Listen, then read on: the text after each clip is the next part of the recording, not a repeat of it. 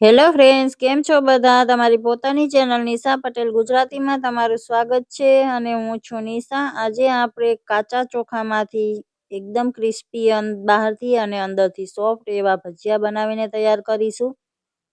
સ્વાદમાં તો એટલા ગજબના બને છે ફ્રેન્ડ્સ કે તમે એકવાર ખાશો તો ખાતા જ રહી જશો અને પેટ ભરાશે પણ મન નહીં ભરાય. તો ચલો રેસીપીને જોઈ લઈએ. તો એના માટે મેં ચોખા આ રીતે પલાળીને લઈ લીધા છે. મેં આને આખી રાત માટે પલાળી દીધા હતા. તમે એને 3 થી 4 કલાક માટે પલાળીને પણ લઈ શકો છો. આ રેસીપીમાં કોઈ પણ પ્રકારના ચોખા તમે લઈ શકો છો ફ્રેન્ડ્સ. અને બનાવેલા ભાત પડ્યા હોય ઘરમાં તો એનાથી પણ આ પકોડા તમે બનાવી શકો છો. હવે એનું એક્સ્ટ્રા પાણી આપણે કાઢી લઈશું. થોડું પાણી મેં સાઈડમાં રાખી દીધું છે, જરૂર પડશે તો આપણે એ પાણીનો જ યુઝ કરીશું. તો હવે આ ચોખાને આપણે મિક્સરમાં એડ કરીને પીસી લેવાના છે. તો મેં આ રીતે અડધા અડધા બે બેચમાં પીસી લીધા છે. પહેલી વારમાં મેં પાણી એડ નહોતું કર્યું, બીજી વખત મેં થોડું પાણી એડ કરીને પીસ્યા છે. પાણી એડ કરીને પીસવાથી આસાનીથી તમે સારી રીતે પીસી શકો છો. આપણે પાછળથી પાણી તો એડ કરવાનું જ છે, તો થોડું થોડું પાણી સાથે જ આપણે એને આ રીતે બેટર જેવું બનાવી લેશું. એકવાર મિક્સ કરી દઈએ, કારણ કે આગલી વખતના ચોખા થોડા કોરા છે. તો આ રીતે મિક્સ કરી દીધું છે.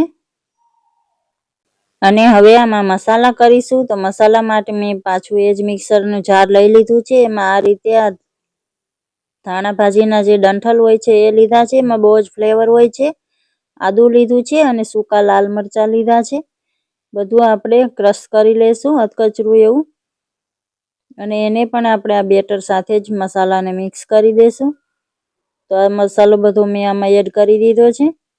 તમે સૂકું લાલ મરચું ના હોય તો એની જગ્યાએ ચીલી ફ્લેક્સ પણ લઈ શકો છો, અથવા લીલા મરચાંને પણ લઈ શકો છો. હવે ટેસ્ટ પ્રમાણે નમક એડ કર્યું છે અને અડધી ચમચી જેટલું મેં આખું જીરું લીધું છે. અને આ ઉપરથી ધાણા એડ કર્યા છે મેં. બધું એકવાર સારી રીતે મિક્સ કરી લેશું. હજી આ બેટર આપણું પૂરી રીતે તૈયાર નથી થયું ફ્રેન્ડ્સ. તમે મારી ચેનલને હજુ સુધી સબસ્ક્રાઈબ ન કરી હોય તો પ્લીઝ ચેનલને સબસ્ક્રાઈબ જરૂરથી કરી દો અને બેલ આઇકનને પ્રેસ કરી દો, જેથી કરીને મારી નવી વિડીયોની નોટિફિકેશન તમને મળતી રહે. તો હવે આમાં મેં આ 2 મીડિયમ સાઇઝના બટેકાને બાફીને છાલ કાઢીને આ રીતે મેશ કરી લીધા છે, એને એડ કરીશું. અને 2 ચમચી જેટલો મેં ચોખાનો લોટ લીધો છે. ચોખાના લોટની જગ્યાએ તમે ઝીણો રવો પણ એડ કરી શકો છો ફ્રેન્ડ્સ. હવે બધું હાથથી સારી રીતે મિક્સ કરી લેશું. અને જરૂર પ્રમાણે આમાં પાણી એડ કરતા જઈશું આપણે. બેટર આ રીતે સૂકું સૂકું છે. આપણે એને ભજીયા પાડી શકાય તેવું ઘાટું બેટર તૈયાર કરવાનું છે. તો આ રીતે થોડું થોડું પાણી એડ કરીને બેટર બનાવી લીધું છે મેં. સાઈડમાં તેલ પણ ગરમ થવા રાખી દીધું હતું. તો આપણે એમાં આ રીતે નાના નાના ભજીયા પાડી લેશું.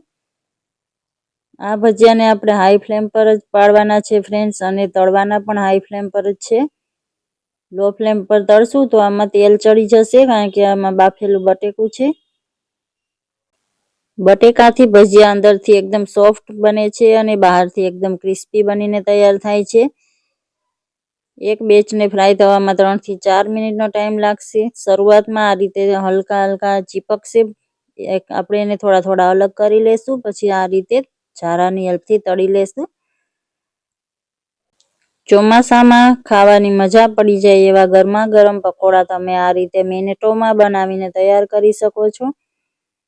આ રીતે તમે જોઈ શકો છો કેટલો મસ્ત ગોલ્ડન કલર આવી ગયો છે. તો હવે પકોડાને આપણે કાઢી લઈશું. અને સેમ એ જ રીતે આપણે બીજો બેચ પણ ફ્રાય કરી લઈશું. ગેસની ફ્લેમને આપણે લો નહીં કરીએ ફ્રેન્ડ્સ, હાઈ ફ્લેમ પર જ પકોડાને પાડવાના છે આપણે.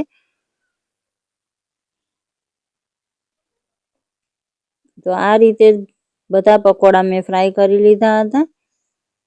તો એકદમ બહારથી ક્રિસ્પી કુરકુરા આપણા પકોડા બનીને તૈયાર છે. એને મેં ટોમેટો કેચઅપ સાથે સર્વ કર્યા છે. તમે તમારી મનપસંદ કોઈ પણ ચટણી સાથે સર્વ કરી શકો છો.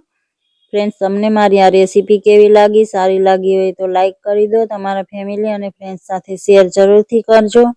Thank you for watching.